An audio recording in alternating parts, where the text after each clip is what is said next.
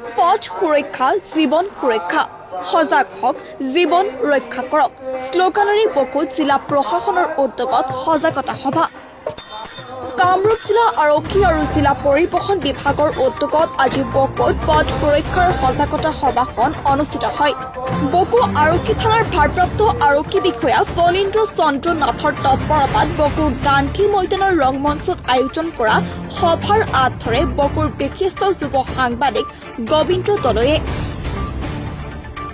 সজাগতা সভাৰ সমল ব্যক্তি হিচাপে অংশগ্ৰহণ কৰি চৰকাৰৰ যান বাহন আইন মানি চলা আৰু চৰকাৰৰ নীতি নিৰ্দেশনা পালন কৰা আহ্বান জনাই ৰাভা হাছান স্বায়ত্তশাসিত পৰিষদৰ কাৰ্যবাহী পৰিষদ সুমিত্ৰা ভা, জিলা আৰক্ষী উপ অধীক্ষক ৰাজীৱ কুমাৰ শইকীয়া, জিলা পৰিবহণ বিষয়া ৰূপজ্যোতি কলিতা, JN কলেজৰ বকুৰ অধ্যক্ষ ডক্টৰ তপন দত্ত, বিশিষ্ট শিক্ষাবিদ ডক্টৰ গণেশ্বৰ চহৰীয়াৰ উপৰিও বহুকেইজন বিশিষ্ট সমাজ সচেতন নাগৰিকে সজাগতা সভাত সৰ্বসাধাৰণ ৰাইজক যান বাহন আইন মানি চলিবলৈ আহ্বান জনাৰ উপৰিও ট্ৰাফিক নীতি নিৰ্দেশনা অনুসৰি চলিবলৈ পৰামৰ্শ দিয়ে।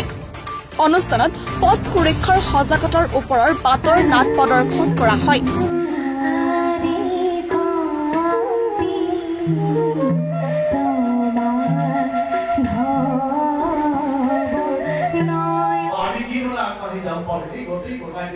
বিভিন্ন প্ৰিণ্ট মিডিয়া, বিভিন্ন ইলেক্ট্ৰিক মিডিয়া, বিভিন্ন ধৰণৰ পেপাৰ পত্ৰে ইতিমধ্যে প্ৰচাৰ মাধ্যমৰ যোগেদি এটা প্ৰচাৰ প্ৰমাণ কৰি আছে। কৈছোঁ যে উইদাউট হেলমেট আমি কোনো ষ্টুডেণ্টক বাইক লৈ পেলাই মহাবিদ্যালয়ৰ ভিতৰলৈ সোমাব নিদিওঁ।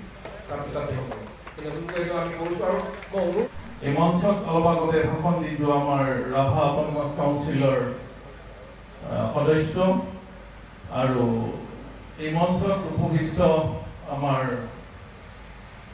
এনফোৰ্সমেন্ট ডিপাৰ্টমেন্টৰ ট্ৰান্সপোৰ্ট ডিপাৰ্টমেন্টৰ বিষয়ববীয়া। বকুৰ পৰা ধনমণি মেধিৰ ৰিপৰ্ট, নিভাজ অসম লাইভ।